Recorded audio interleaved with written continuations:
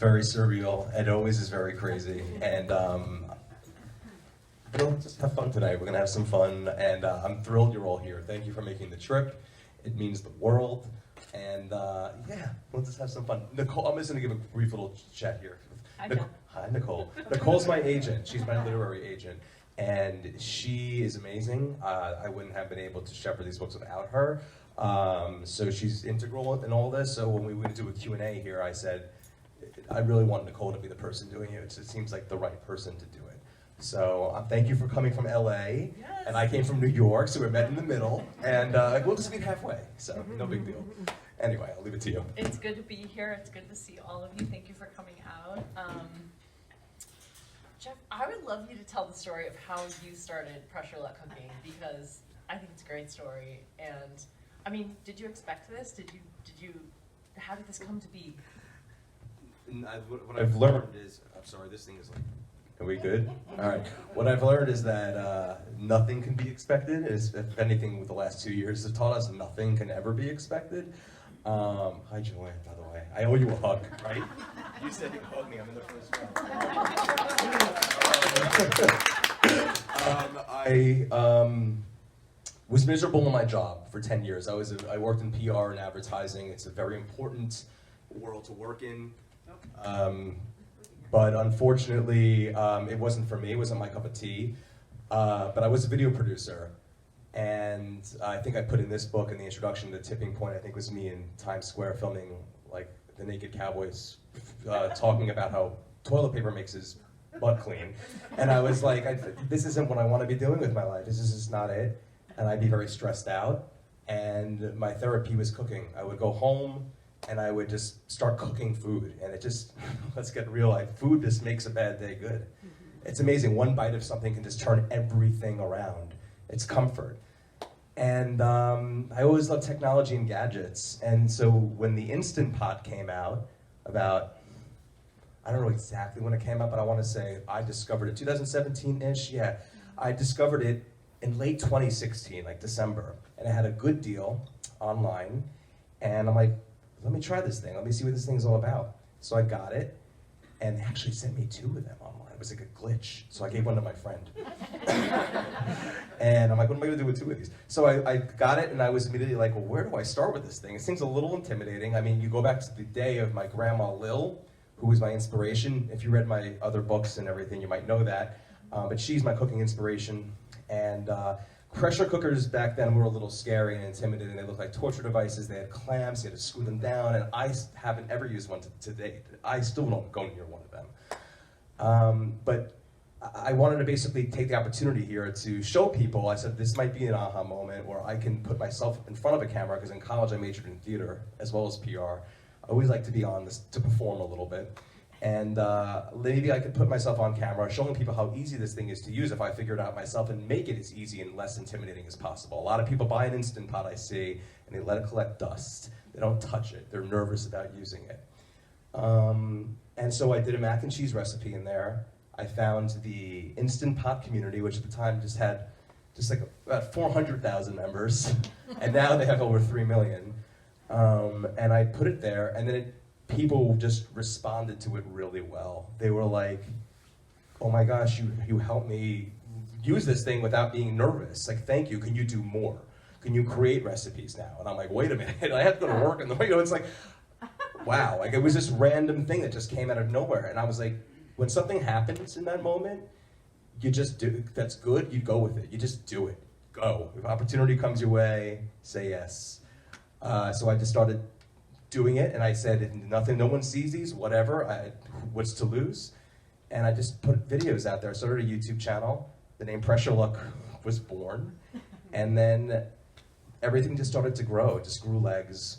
And here we are. Now all of a sudden me writing books, and it's still very, very nutty when I think about it. Well, you've written 3 books in, is this on? Can you guys hear me? Okay. All right. You've written 3 books in 3 years, which you're my only client to write 3 books in 3 years. It's You have a lot of clients too. I do. But usually the cadence of books, it's like every 2 years is considered pretty fast and pretty stressful. So 3 books in 3 years is crazy.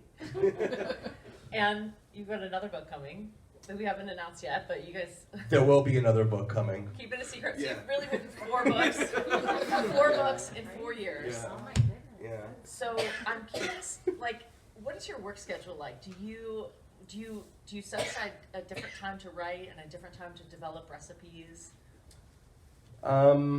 You know, I feel like in a lot of my books, I think, honestly, at this point, I think I'm just going to leave it. You guys can hear me? Yeah. All right. It's just a little like in and out, it's distracting, and I don't need a microphone.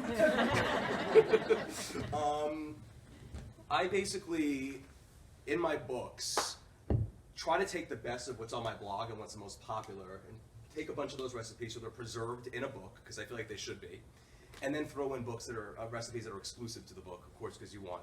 Otherwise, why would somebody get the book if you can get everything online? And sometimes people will also say to me, "Oh, I noticed that the recipe online is a little different than the one in the book. Which one should I follow?" And I'll say, "You can do either one; they'll work out. But when something's in a book, I want it to be as perfect as possible. I can always update a website and change things around there. Once this goes to print, that's it." Which creates a whole other level of anxiety when you go into your last licks and last looks of the book. But basically, I owe my process to write the books is to just think about what recipes people want. You got to give people what they want, what recipes might be appealing, and then do recipes that are just unique and different. That's something that you might not have thought of before, and you're like, wait, that might work really well as a recipe. So I also like to come up with catchy names sometimes for dishes, and I like alliteration a lot, so I think I answered. Did I kind of answer the question? Absolutely. I mean, yeah. Is there ever a recipe that you have in your mind and you're like, I don't know if this is gonna work? It seems sort of like it could go either way, and then you taste it and it's delicious and it's a success? Yeah, that happens. Definitely happens when I'm experimenting. Like I'll be like, that's not exactly what I intended it for this to be, but I can now turn this into something different that I didn't. And then you inspire yourself to try something different that way. There are times I have absolute fails and disasters. I mean, you guys know this about me, and it's very important that I should say.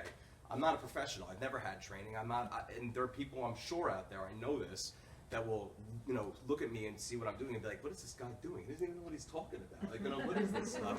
And I might not be. I didn't go to a fancy cooking school. My grandmother was who I watched growing up. I just know how to take simple ingredients and make flavors happen in a very simple way, which is what I will always just say that I'm doing. I won't pretend to be something I'm not. So it's really just experimenting with different things and seeing if they work. If they're a disaster, they're a disaster. If they're not going to work out, they're not. And as you guys might know, in an Instant Pot, there are certain things that won't work in there. There are lots of things that will. You can make yogurt, soups, stews, rice, pastas, wonderful roast and chicken dishes, sides. But you're not really going to get that crispy finish unless you put an air fryer lid on, if you're transferred to an oven at the end. You're not going to fry in there very well. There are certain limitations to it, but there are so many more things it can do versus things that it cannot do.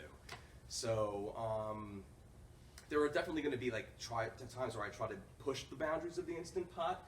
I tried doing I'm obsessed with Chinese food, and I love sesame chicken. So I was like, let me just try putting some oil in this pot and just put it on saute, and I coated my chicken in a really good potato starch mixture, seeing how crispy I can get it if I could do it like it would be on the stove, and just do a saute recipe, no pressure cooking. It was a huge flop, a total fail, and it was a shame because all that chicken just became like soggy but there are certain things that just don't work out, and then I try to make lemons out of lemonade and be like, well, maybe we can try something different with this and do something a different way. Still give it a sesame chicken flair to it, but not necessarily done in this capacity. Maybe just we won't make the chicken crispy, we'll make it more of a soft sesame chicken. It's lighter that way too, you know what I mean? So things like that. Yeah. Do you know when you're writing the recipes what's going to be like a crowd favorite, what you're going to see people making and talking about, or do you get surprised? So there are times when I do things and I'm like, no one's going to care about this recipe. And literally just roasted garlic, this simple thing in the Instant Pot, like a clove of garlic with some olive oil and put it in there and maybe put the air fryer lid on and whatever. And people go crazy for something like that. And then I realize maybe it's because it's so easy. Like people really like very simple. And then there are times where I'll do a recipe that I think is like very clever, like Jewish wedding soup, which is like an Italian wedding soup, but we use mini matzo balls instead of mini meatballs.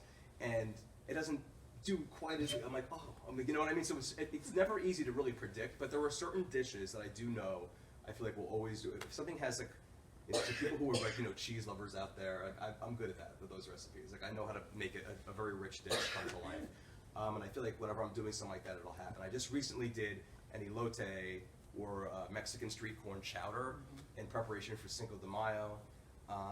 And that did very, very well when that came out. Mexican street corn is a very popular thing. People love it, it's easy. Is mine like an authentic style? I can't say that it is, but it definitely has the flavors of any Mexican street corn I've had before. So I knew that one I feel like would do well, and it did. But a lot of it also depends on an algorithm. Like when I'm putting a recipe out there, it's how kind the internet feels like being to me that day by sharing it in someone's feed. It's never guaranteed. My name on these groups now have been thrown around.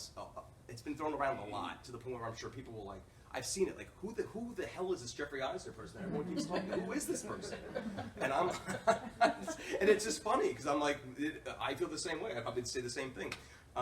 So I feel like when my name is mentioned in a lot of these groups now, sometimes it just keeps it at bay, and it's like it sees it as almost like a spam or something like that. So it's hard to get my message out there. I rely on all of you now who have followed me to hopefully come and check the page, whether it's my blog or it's my my Facebook or YouTube channel, and just check back to see every so often, what has he posted recently? Oh, because you might be surprised. I've had people message me saying, I haven't seen you release a new recipe in a really long time, and I'm like, I have been. They've been around, but there you go. So it's never a guarantee.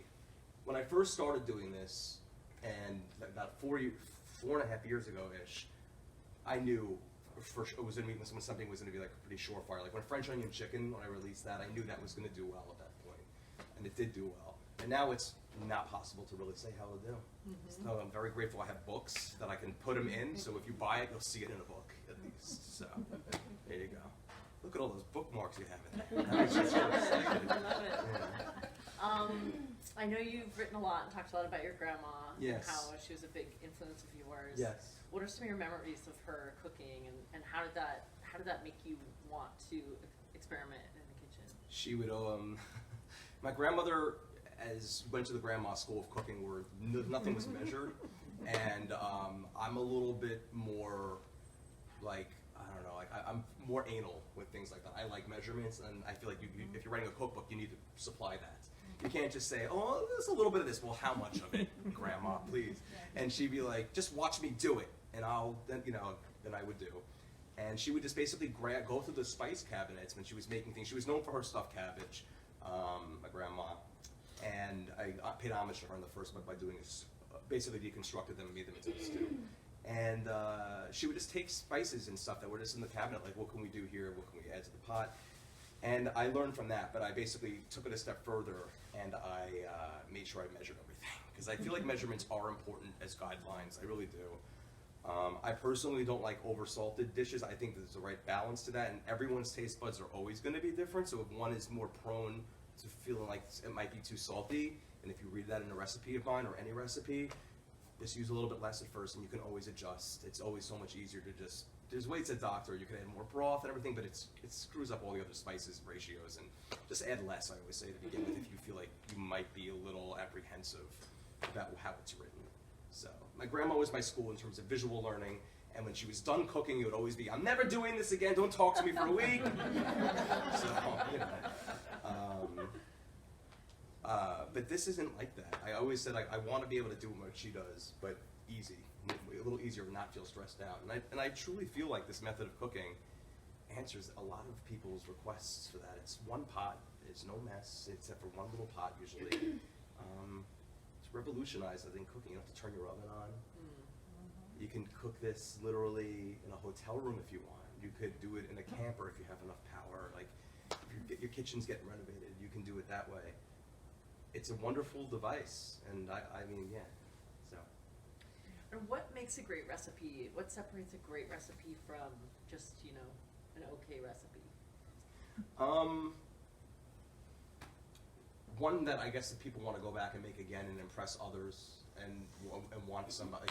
If you make a dish and you say, I got to make this for so-and-so, or there's somebody I want to impress and I want to make them something, the big one for me is I'm making this at a family gathering. That to me is like the be all end all. And I see the feedback. I mean, I pay attention. I go in there and I look. It's just me, by the way.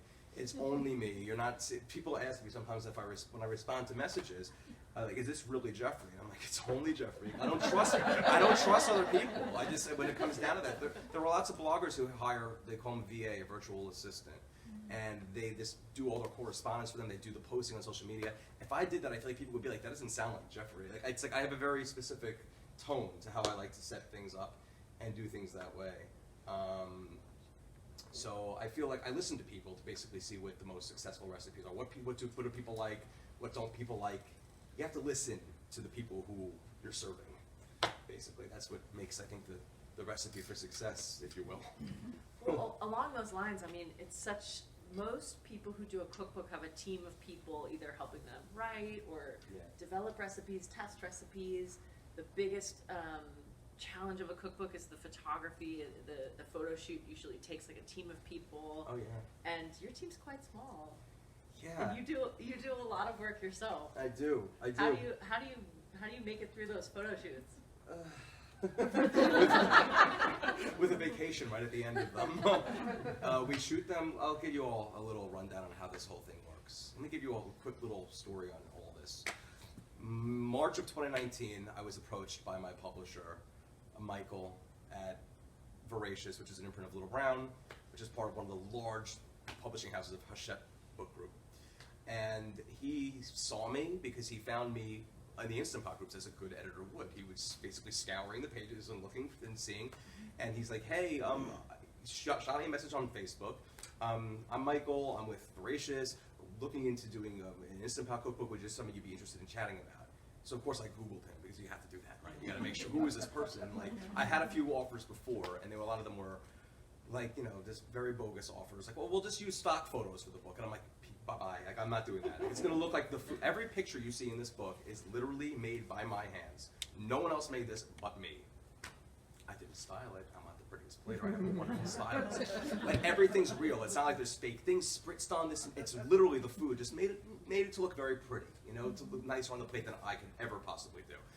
Anyway, he calls me. I found out that he was very legitimate, and it was the rare situation at that point where I now needed an agent because the publisher came to me first. So enter Nicole, who was referred to me by another wonderful agent, and she basically at that point had to begin negotiations with Mike. We finally, after a few months of back and forth, it was kind of quiet. I was like, is he still interested in this?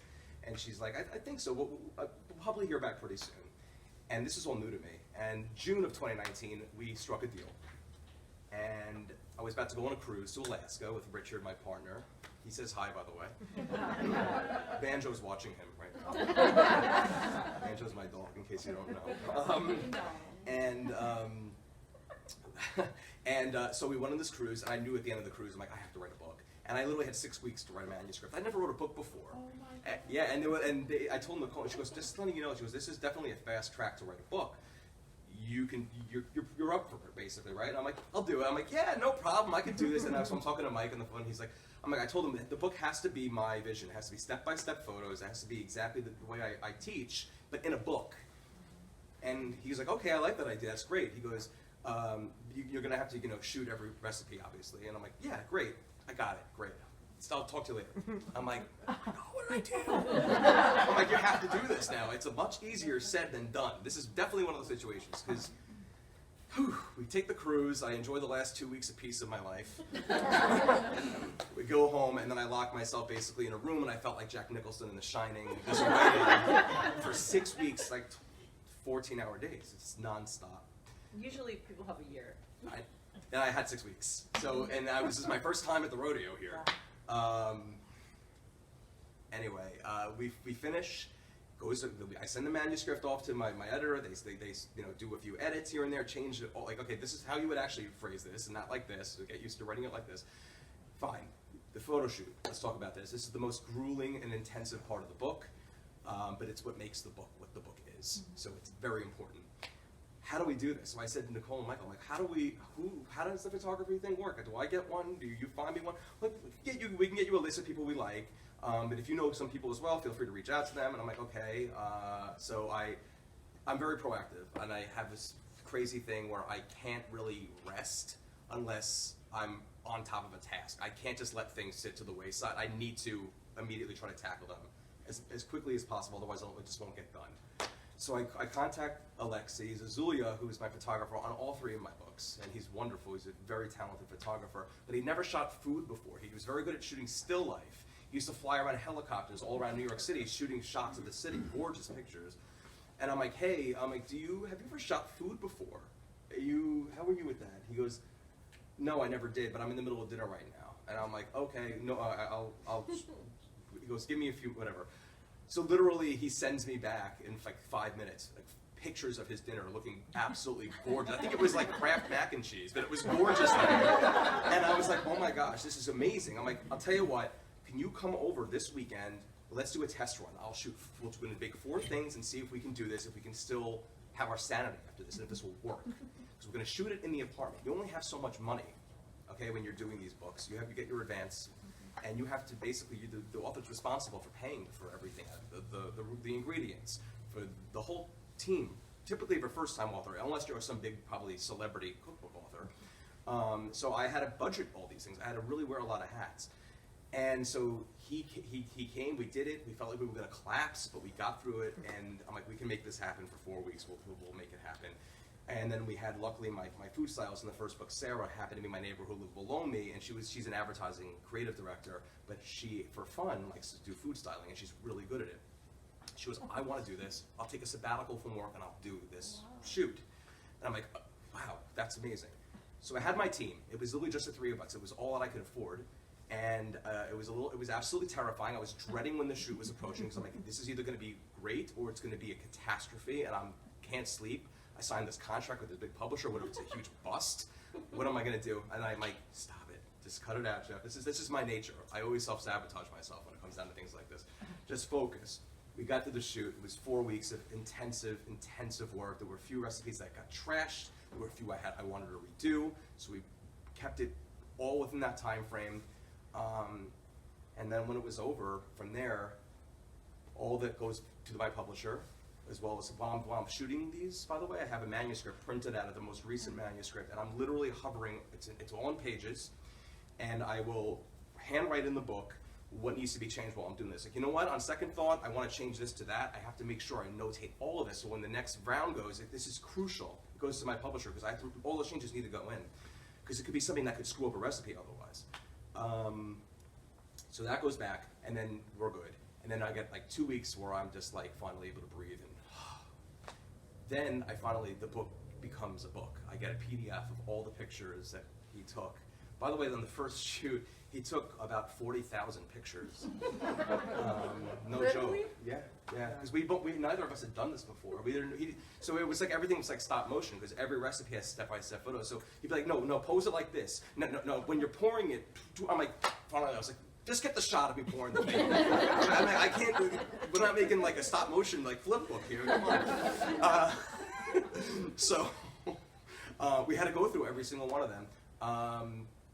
He took more than he needed. As we got onto the second and third books, we got it down to a science, and a lot he knew what to do. We both knew what to do. I get it as a PDF form. It's gorgeous. I get very emotional. I wrote a book. It looks like a book, and I'm getting very, very excited. And all of this during this time, I don't think I even announced it yet that I had written a book, so I was very excited. And then from there, it just goes through final tweaks. I have to read through it so many times as a proofreader, but I also am a little crazy where I don't trust anybody, and I have to make sure I catch everything as much as I possibly can. Finally, it gets to the point where it's like, this is it, you're done, you can't do any more, edits have to go in, this thing has to go into prints, like it has to. This is, you just say goodbye, say good luck, let's hope you do a good job, and that's it, you do all you can do. It's not easy when you're a blogger, when you can go back to your blog and just update something like that. It's different. So then the book comes out. Well, let's say the book is ramping up to come out. There's a book tour being planned. This is very exciting, all of this. And then March, what was the date, 17th, 16th? 2020 hits. My book's due April 14th, and the world stopped. And Amazon stopped shipping books in April of 2020. Yeah, and then that happened, and then every bookstore had to close. I was like, well, that's it. It's not gonna, this book won't ever even come out after all that work. And I was just in a slump about it. And I was like, well, what am I gonna do? This is first world problem. Let's get through all this. However, the book made it into people's homes. And I do have to attribute, I think, the book's success, the first book, because it came out when it did come out. Nobody was able to eat out. Everyone had to. Everyone had to cook. And if you never cooked before, you are now. And this book basically was to show you how easy it is to cook. You don't have to have any experience. So I gave you a much longer answer to that question, but that was the process in a nutshell. And then January came and my publisher was like, hey, let's do it all over again. And I'm like, God, I'm kidding, right? I think I told Nicole, I'm not doing this again after this thing, I'm done. Well, I've heard people say that books are like kids. It's like you forget how hard it was when you agree to do it again. You're right. Yeah, you're right. And when it did so, the book did so, it far surpassed our expectations, our publisher's expectations. I didn't want to let you down. I had to write another book. So, and I just felt like it became my thing at this point. Now I just feel like I write books. Yeah. And I love it. I do love it. It's an enormous amount of work, but I love it. When you do something you actually truly love, it's a very cliche thing to say. You don't really feel like you're working, except during the photo shoot part of this book. It's just, like Nicole said, it's just me, Alexi, and my stylist. My other two books, my stylist's name is Carol, and I do all the prep work. So we're doing 5 or 6 a day. I'm chopping in between.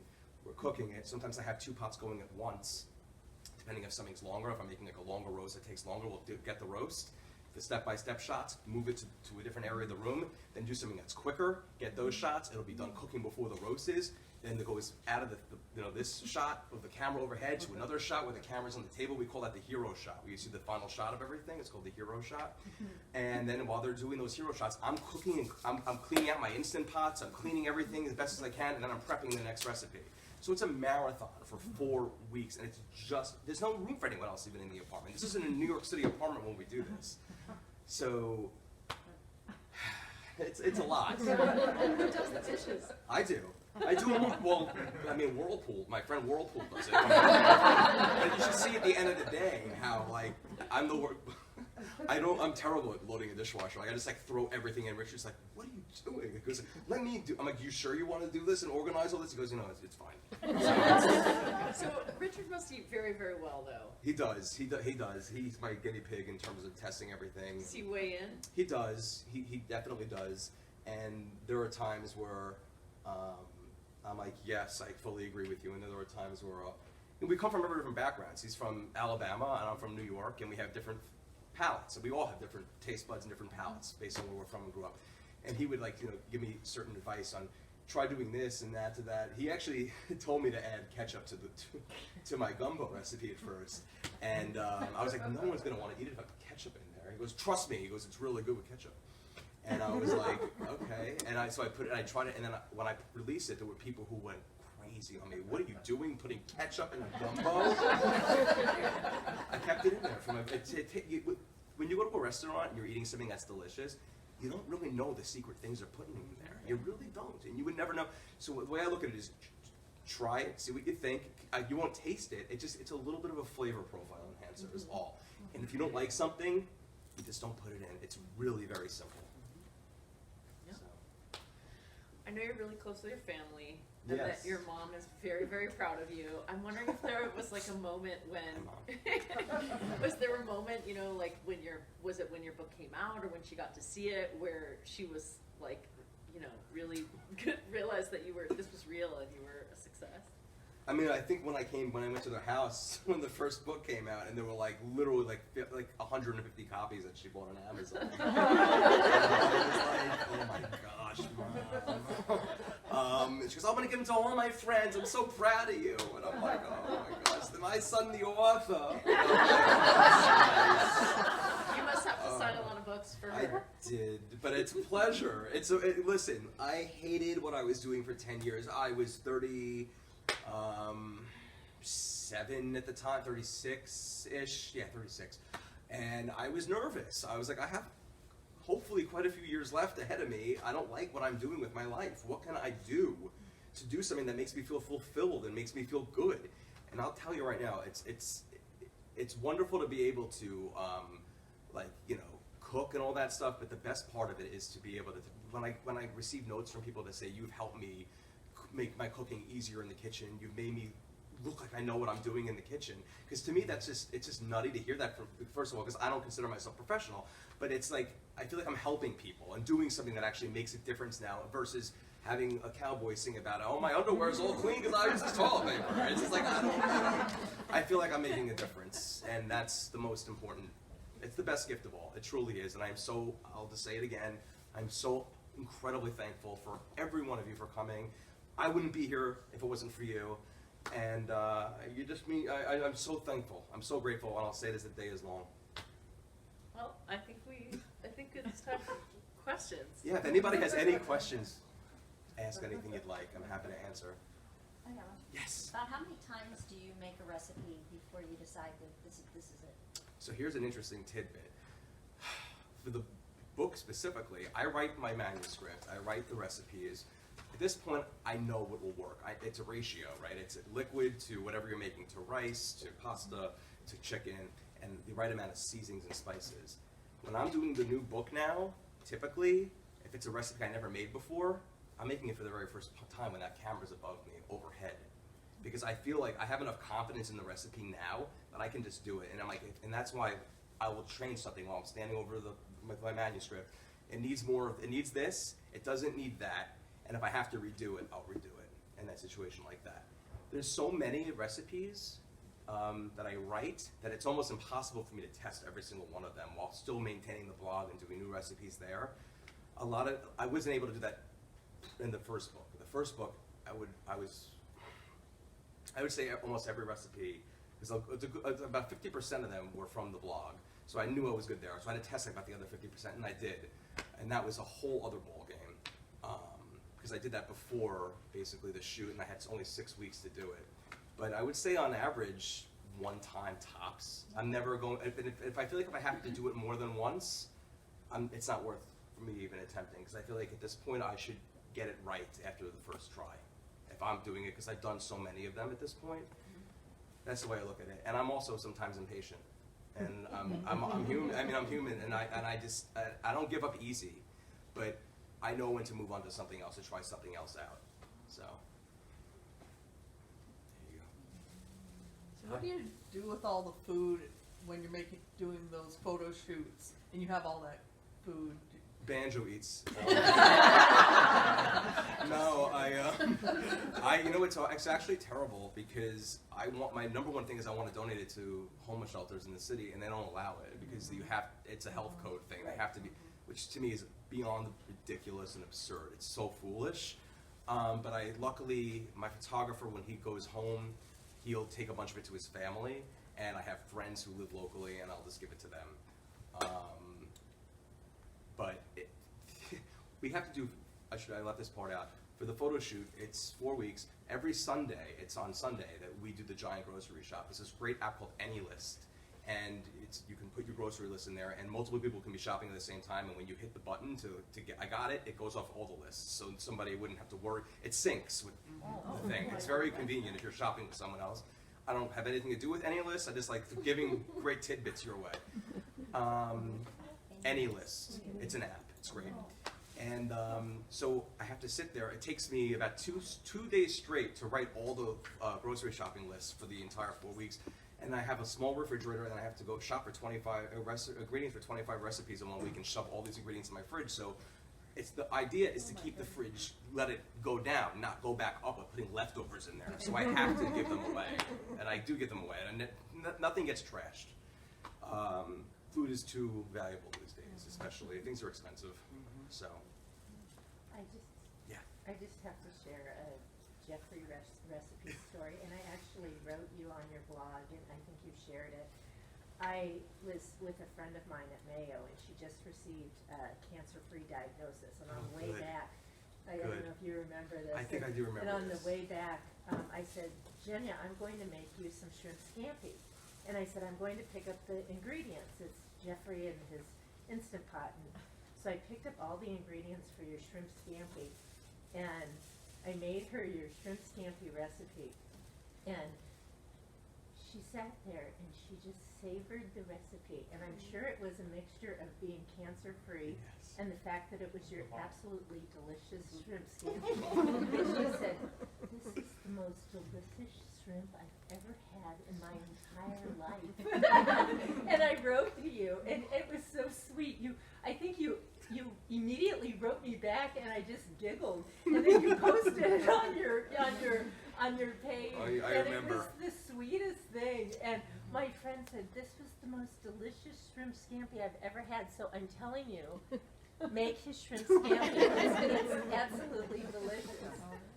A story like that it's the fuel that keeps me going. So I want to thank you for sharing that with me, and the most important thing is the good news about your friend. But of I course. mean, I think that you just you bring people want to share those stories with you because you have such a magnetic personality, and people love sharing things like that with you, and you get so excited about things. I mean, I love reading the stories that people share with you as much as you enjoy sharing them. So whenever I read another story like that, I get so excited myself reading them. So I love the fact that you share them to the world. Thank you. So That means I means the world. I think that, your recipes are awesome, but I think that stories that people share with you are awesome. Well, they're in the book. There's a bunch of stories in there. And so when I found out you were coming here, I'm like, oh my gosh, I'm there. You are adorable. Thank you so much. Really, that's just lovely. Thank you. Thank you. I have to add on that just because my husband's like, you're driving all the way to Minneapolis to What go did you- see the guy that wrote the cookbook. I'm like, you've eaten his food. I'm not really a cook, but I found the Instant Pot a long time ago because I was looking for just dumping stuff. My kids were in high school and it's like, we're so busy. Then I found you, before all your cookbooks and all, you would do your lives like Yeah. on was it on a patio or something that you were at? I don't know, but it was It's just. possible. But the thing that I love so much is that you're just authentic. Like, it's Thank you. not an influencer type thing, because my husband and I just watched Fake Famous on HBO. So then he's like, go ask him how many likes he bought or whatever. And I'm like, he has not, I'm like, this is different. But it was hilarious. But I just think it's because you're an authentic self. And you're just yourself with the camera, the acting. I mean, you're hilarious. It's more, it's like the comedy, the food. I don't know. I'm here. I drove 45 minutes to get here, which is, I know people might be here from farther, or you've flown from LA, but it's like, it's just very refreshing. Thank you. And I think everybody here probably will. Don't make agree. me cry. If you've seen my lives, you know it happens easy. And thank you. What is your favorite dish? It really depends. It changes on the hour because I'm like, the one right now that is just so that has become. It's gotten crazy popular. Again, I know I released it 4 years ago with Sausage and Shells, which has just gone crazy viral as of late. And That's my family's favorite yeah, recipe. thank you. It's a crowd pleaser. It's just I would say that I didn't hear what you said. it's called Sausage and Shells. It's in my first Orange book.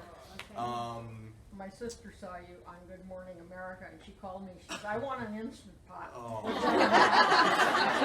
Do you hear that, Instant Friends? Thank you. That's sweet. Thank you. Yes. So I just want to comment. So Angie and I, we've been together 16 years, and Mazel I do tov. all the cooking. And then I try to teach her. Because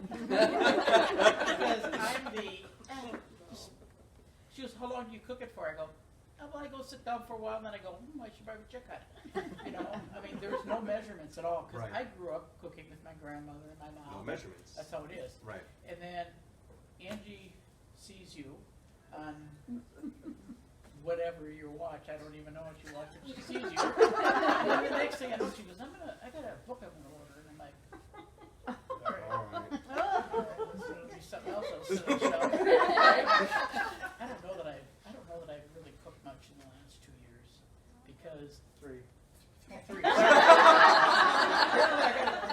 it better. But the thing is, because I'm thrown in there, and she's like, well, how much? And I'm like, and so you bring it to her in a way that she understands it, Thank you. which is totally amazing.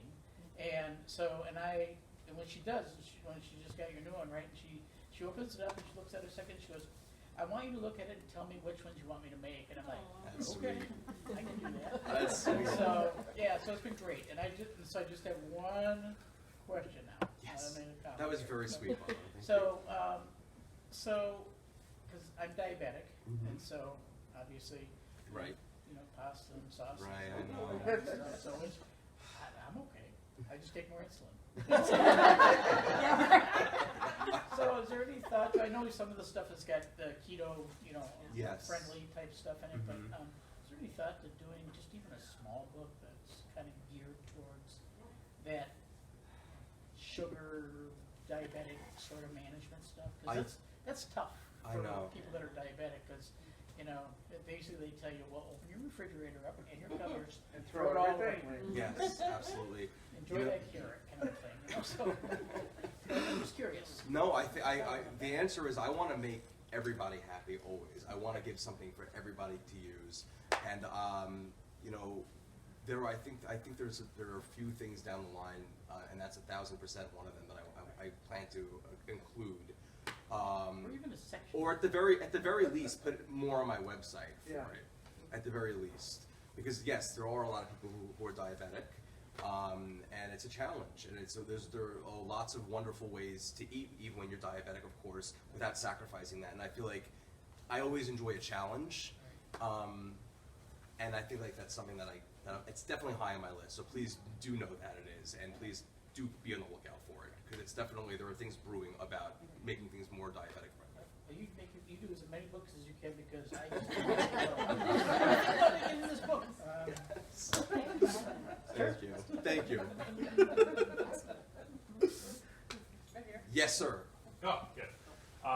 You have made such a wonderful variety of different cuisines, from Asian cuisines, Italian cuisines, Middle Eastern stuff, just the gambit.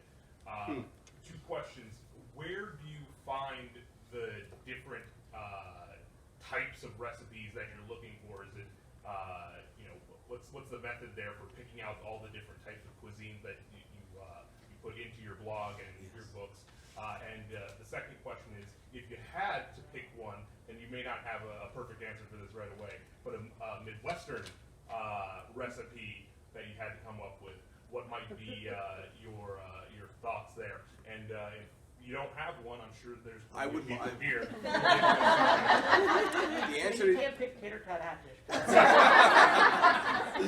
your question is a really great question, and I love your beard, I have to say. The answer is by what I want to do, and when I come up with these other dishes, I like to travel. I love to travel. When I go places, the number one thing is, if you saw the other day, I said, what should I get when I'm in Minneapolis? Everyone said the Lucy Juicy, or Juicy Lucy. The Juicy Lucy, which I'm going to have to go for a late night bite somewhere and hate myself, I'm sure, in the morning when I have to wake up early, but gotta try. But it's basically, a lot of it's from that, and a lot of it is also when people do say to me, some people will say, can you try making, you know, this dish before, like which I haven't made yet. Someone's like a Utica chicken riggies is a popular little thing. That's a Utica dish. It's basically like an alla vodka with chicken pasta. And you know, things like where they're from. There are times where I do poll and I say, what is a dish that's known for in your area? Because that inspires me to make things. So I would say the biggest thing from that, what I come up with, like with chicken shawarma, like my version, which is 100% unconventional to what an actual chicken shawarma would be if you were to roam the streets of the Middle East, but it does have those flavors in there for sure. It's about this. It's a much different way. You don't have to have a spit and slice the chicken off. It's just about putting the chicken in those flavors. So I get inspired usually through travel more than anything else, I would say, and when people contribute things like that. So as you're making the rounds like this, are Yeah. you taking away anything for suggestions? Like, Yes. here's some Minneapolis suggestions and stuff? Yes, I do. And can I look forward to a recipe for Juicy Lucy? Cheese in here. true story, by the way. I have no partnership with Borson. I don't. People think, oh, this guy has stock in Borson. I don't at all. I was just like, one day it was a recipe that I was thinking cream cheese. I'm like, you know what? I should try Borson. It's not more flavor to it. And then that was it. And if you're ever looking for Borson, the best price is at Costco for sure. Or in this new book, you can make your own. It's in the introduction. It literally tastes, in my opinion, good luck guessing which is the real thing, okay? And it's cheaper and it's easy. And I do like to ask this question, what are some things that are central to the area that you would love to see me make? Well, I was thinking a tater tot hot. And something with wild rice. Yes. Yeah. A wild rice, is that a big thing around here, wild rice? It Like a grows in casserole? Minnesota. Oh yeah? Yeah. Or soup. Chicken wild soup, rice wild soup. soup is an Oh, I do have a chicken and a wild rice soup on my website, and it just might be in the next book. So I'm just letting you know, and I will make sure if that's the case to reference this very my night. In this book. One night while I was in a bookstore in Minneapolis, you just wait for it. Yes, sir. If I had one suggestion at all, Please. We have a fantastic dish around here from the Iron Range called a porchetta. Oh, yeah. Is it like it's so it's obviously pork? Yes. Is it like wrapped with Yep. string? I've seen one of Rolled these. in herbs and spices Lots throughout of the travel. rolls. It sounds delicious, and I will do my research. What's your name, sir? Joe Mocha. I'll remember this. And I will. And a dish that I will have to say that I think that I was inspired to do that was very much Midwest in general was I call it American Mac in the book because it has so many names: American chop suey, American goulash, Johnny Marzetti, Slumgullion. It goes by all these different names. It's just it's macaroni and meat sauce, really, is all it is, and a tomatoey meat My sauce. kids call that repulsive hot dish. Or repulsive hot dish, and it's a wonderful recipe. It's not, but it's wonderful because you can do so much with it. Because at the end, if you want, you could always just stir in some cheese. You make it like or some shredded taco cheese, whatever. Make it like a taco-style beefaroni type situation. But yeah, I think that's kind of blankets a lot. Yes. Changing subject a little bit, what about rhubarb? We eat a lot of rhubarb up here. I will definitely look. Is there something specific in rhubarb that you like? Rhubarb crisp or a rhubarb How about a rhubarb sauce. dessert? Maybe I could do that with the crisp lid at the end. That sounds delightful. Or a sauce for meat. Ooh, I like it. Like a savory sauce for meat. I'm gonna have to write all this down. Are you taking notes? She has rhubarb. I will definitely 100% yes. Especially a rhubarb strawberry. Yes, I do love a strawberry rhubarb pie. Yeah, I love this. I love learning about the foods of different parts of the country, different parts of the world. Anything else? This is very, very helpful for me. Al Capone Roast that is basically centralized from Duluth area. Okay. It's called the Al Capone Roast. It's What's it like? What's in it? it's got a lot of meats like salami and I think a sausage of some sort. It's all rolled up and tied up too. Oh, like a porchetta. But read up on the story on that one. The Very Al interesting. Okay. That sounds delicious. Yes. Okay, it's not food, but I love your cookbooks and that, but would you ever write one for air fryer? I have to talk to my agent about that. Because I love the three you got, and I got the Ninja with the air fryer lid. Mm-hmm. What do you all think? Do you guys like? Are you guys interested in an air fryer book? Is that something that would be? I make a great tater tot hot dish.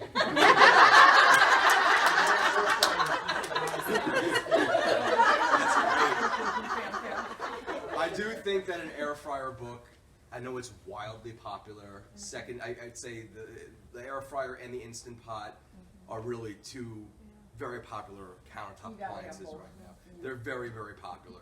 So, and I do, the air fryer lid is great, nice for the Instant Pot, but it's not quite the same as an actual air fryer. It's easier to just put it in an air fryer, right? It is better in the sense to have an air fryer lid in the Instant Pot if you want to put like a crust on top of something and just do it in there, but it's just easier if you're making wings or something. I agree, and you see, right. So, look, I do stay on top of all the trends and everything, and I want to make everybody happy. So, who knows down the line? It's on top. It's at very high up on my list to do more air fryer stuff. Can you tell us what the theme of your next book's gonna be? It's still kind of in development, but let me ask you all this. If there was another Instant Pot book, what would a theme be that you'd be interested in? Pot in pot. Pot and pot, like cooking in a mini pot within the so basically Yeah, so treating the that's Instant Pot as like an Couple of oven. different, yeah, either that or do different, you can do, like you do your meatloaf and mashed potatoes at the same time that we can. Okay. Yeah, So Because like so many things multiple cook things at the same differently. time. Multiple things at the that same it's- time. Then I get Like a freaked out about one-pot, chicken and broccoli Okay. or something that That's great. murder your broccoli. It's very helpful. Maybe a singles? Singles, like Singles, cooking yeah, for for one or like- two. Yeah, cause I. That's really good. Yeah. Okay. This one has For one person. 7 ingredients or less. So less But- ingredients. But that's not how it, because what's so great about your recipes though is all the spices and everything you have it, and I don't know if the flavor. But I do would like a be- challenge. I but, do like a challenge. I like to be able to try to create the exact same amount of flavor, but maybe slicing it the ingredients down to, let's say, between 5 to 10 per recipe. Does that sound appealing to you all? Less work, maybe. Okay. Less hunting. Good. And that would include, if I did that, that would include salt as an ingredient. There are a lot of times you'll see these books that'll say 5 ingredients or less, but it's like then you get to the page and like there are things in bold that, and then there are things that are not in bold. They're like, oh, well, you should already have these in your cupboard. And there's like 7 different things. I'm like, well, wait, the 5 things that are bolded are not. That's 12, 13 ingredients. That's not true. So if I ever did that, it would be a true 5 to 10 or whatever ingredient. It would. So that's another good one to think about for sure. So yes. Now, I have a recipe that I just found that's not an Instant Pot recipe, but I want to know how to adapt it. It's a cream of bacon soup spaghetti thing, and you mix 4 cups of milk with a can of cream of bacon soup, which I had to buy a case to get any. But now you can make mine. I have a cream of bacon soup in this book. Yeah, but I got this recipe, see, and it's got all this milk and cream of bacon soup and cream cheese and something else, and then they put the whole pound of pasta and cook it in milk. But I don't think you can cook in milk in the Instant Pot, can you? Yep, pressurize. Yeah. So I don't cook with dairy milks when I'm pressure cooking. I just don't. Some people might. I find that it can stick and it can burn more to the bottom of a stainless steel pot. Typically, if I'm in my second book, I'm very heavy on using unsweetened non-dairy milks, meaning almond milk, oat milk, soy milk, cashew milk, whichever one works for you. That's fine. Coconut milk, those you can put in there for the most part, sometimes. More, I would say coconut milk, but milk with dairy in it, I'm hesitant to do until I add to the very end as the final touches. Same with cheese. The only dairy I typically pressure cook with before pressure cooking is butter. Because it kind of melts in there and it's okay. But there's a ratio. You learn this stuff. It's a science eventually. Like I said, I can just write these things now. I know. Sometimes, of course, things always look better on paper than they do when you actually try, and then you realize, oh, I should really change this to that. So. What about something, it's really more organizational of a book type thing, but we had a chef, cook, food expert here that's local on National Public Radio, Lynn Rosetto Casper. And one of the things she did on her show was people called in and said, I have these 4 or 5 things in my refrigerator. Yeah. What can I make? Like if you had one section of your book that said, if you have chicken, beans, and this, buy 1 extra thing and you can make this, or do this, or like ideas of what we might already have. Instead of so much of recipe books are like, I'm going to make this recipe, I have to go buy all of these things, or buy the 7 other things that I have. Yeah. Maybe like reverse engineer the book that says, okay, if you have these things, you could make this, or if you add 1 thing, add some cream, and you can make this. Yeah. That's all very helpful. That's a great idea. I like that. People might already have. Busy for the next 10 years. Yeah.